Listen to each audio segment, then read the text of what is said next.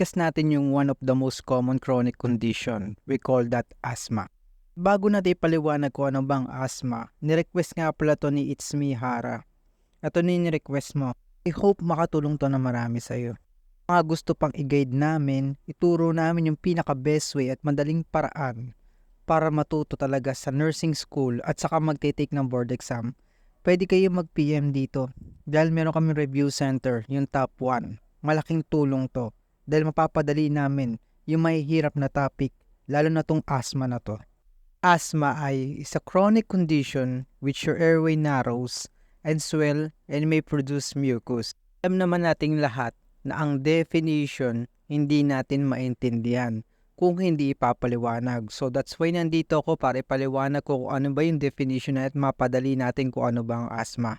Ano nga ba yung mga triggering factors, yung mga dahilan kung bakit magkakaroon ka ng asthma. Hindi naman lahat pwede magkaroon ng asthma kapag nangyari to sa inyo. Pero ito yung mga dahilan kung bakit talaga magkakaroon tayo ng asthma. Number 1 is pollution. Alam naman natin yung pollution. Kahit ano naman sakit pwede natin makuha dyan. Number 2, smoking. Same as pollution lang din yan. Number 3, dust and molds. Yung mga dust, yung mga alikabok, yung mga mold na nabubuo kapag sa lamig. Talagang pwede mag-cause din ng asthma yan. Number 4, sobrang lamig, sobrang init, pwede mag-lead yan sa asthma.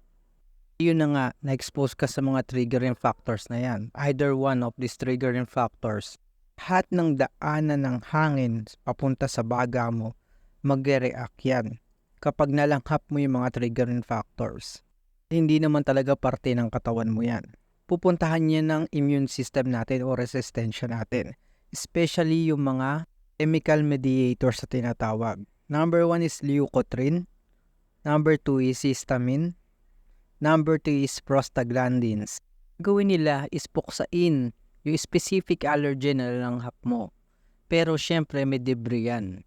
Magkakaroon ka unang-una ng paninikip ng daloy ng hangin mo. Pangalawa, mamamagayan. At syempre, mamumuo yung pagplema dyan na mas lalong magpapahirap ng daloy ng hangin mo. At ayun nga, nasabi ko na pala yung mga sintomas ng asthma. Pero i-recall na lang natin. Meron tayong mga dagdag dyan.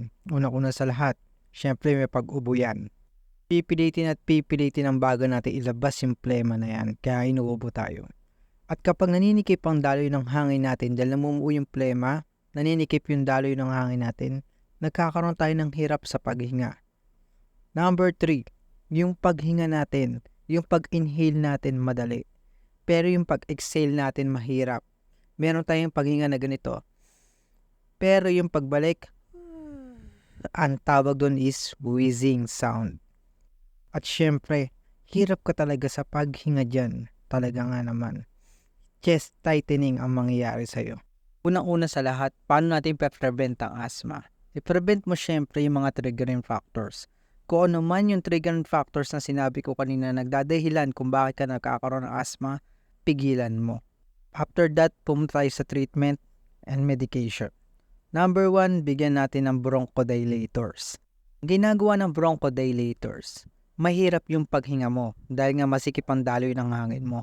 Pinapalawag nito yung daloy ng hangin. Meron tayong tinatawag na short-acting or long-acting bronchodilators. Yung short-acting, example nito is yung mga salbutamol na tinatawag. And yung long-acting, example ito yung mga salmeterol.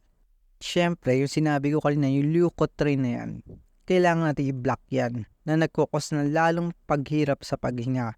I-block natin yan by giving leukotriene antagonist. Ang example nito is yung mga tinatawag natin na Montelukast.